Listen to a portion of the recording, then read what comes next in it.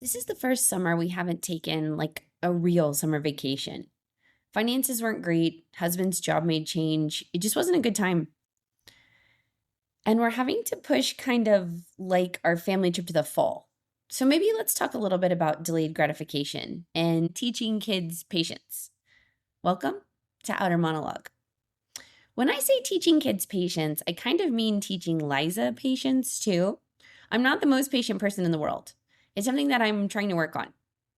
I have a good friend, Sydney, and we hardly talk, which is most of me and my friends actually, because they're all super busy and I'm super busy. And also, I am a flake, not to let myself off the hook by any means. When it comes to calling people and keeping in touch, I'm terrible at it.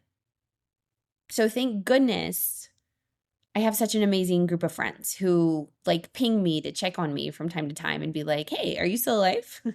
Because I might not be, but I really appreciate them.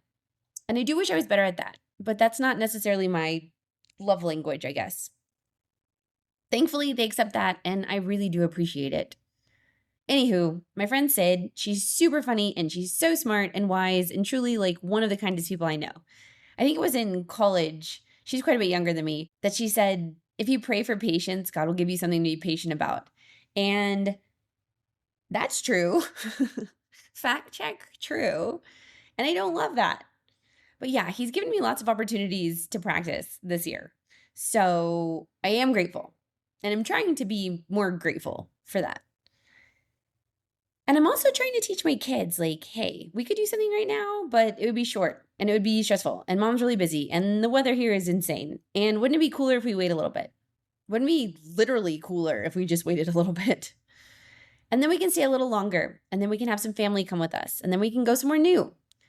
And all of those things are exciting in theory to little kids, right? Or even to older kids, or even to me right now. But deciding to wait on that and trade the good for the better, that's hard. It's hard to make that choice. And then it's hard to explain that to your kids, especially in a way that doesn't make them feel stressed out. So when we talk about finances in front of the kids, I don't want them to be worried about things. So when I say like, oh, financially it's not a great time, like if my kids were anything like I was, and they are, then their first thought is like, oh my God, we're poor and we're gonna die. Like we need to start panhandling.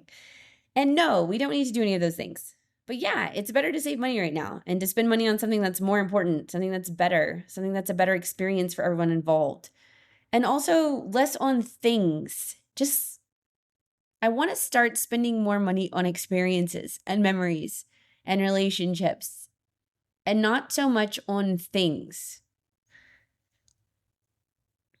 And trying to relay that message in a way where they can understand like, this isn't anything to be worried about. This is just me saying, like, our dollar will go a lot farther in 3 months than it will right now. And just relaying that message with confidence and being honest and giving an honest rundown of the situation. That if we want to stay longer and we want to have family there and we want the possibility of my husband getting to go, then those are actually all things worth waiting for. And luckily, this is not the first rodeo with my kids in the way that I talk or the way I explain things. I'm really open with them about, like, hey, this isn't a great time for this. Even so much as, something they come running up and I need like 5 minutes. I just need 5 minutes either to finish up a project, to wind down, to just take a second, take a deep breath, sit on the swing, something. I'll just tell them, hey, I want to hug you so much. I love you so much. And I'm going to give you the biggest hug. But give mom 5 minutes to relax or give mom 5 minutes to wrap this up. Give me this space. And then I do it. I follow through. I do give the biggest hug. So, like, the main idea of this rambling paragraph is find a way to be honest in a way that's reassuring and authentic, but also authoritative. No, you may not feel like you always know what's going on, and you may not always be sure that you've made the right decision, but you have to be the boss. And part of being the boss is putting out your statements, your memos, whatever, with confidence. And if you screw up, you screw up. Apologize, own it, walk it back, say sorry, learn from it, do better next time. The same thing you expect out of your kids, in fact. If anything, a mistake is a great way to model how to handle a mistake. So don't be a psycho. And if, like our family, you're practicing this sort of delayed gratification and you've been praying for patience, here's your opportunity. And just because it's not a huge summer trip doesn't mean you can't have a lot of fun. My kids are having a really rad summer right now. And you guys know we're doing a bunch of 90s things. We're going bowling again this week. They're really enjoying this. Just hanging out with friends, just putting ourselves, I guess, out there and saying, hey, you guys want to do this? We went to a 4th of July parade because another friend invited us. Like, throw that first invitation out there and see what happens. Maybe you can't go anywhere this summer. Maybe you're in a similar situation to us. Or maybe you've already gone on vacation, but you're having your kids practice waiting for something else. I get it. You're not alone. You're not a loser. You're not a failure. This is an opportunity to teach them how to handle things. We went and saw Young Washington from Angel Studios on the 4th of July. If you haven't seen it yet, hopefully I put this podcast out in a timely manner, which is not how I usually roll. But if you haven't seen it yet, it's great. If it's still in theaters when you hear this, go see it in theaters. It was really well done. In fact, I texted some of the boy moms in my daughter's class and was like, hey, take your boys to go watch this, which is also me putting myself out there because I don't really know them. But anyhow, it's that good of a movie. Take your kids to go watch it.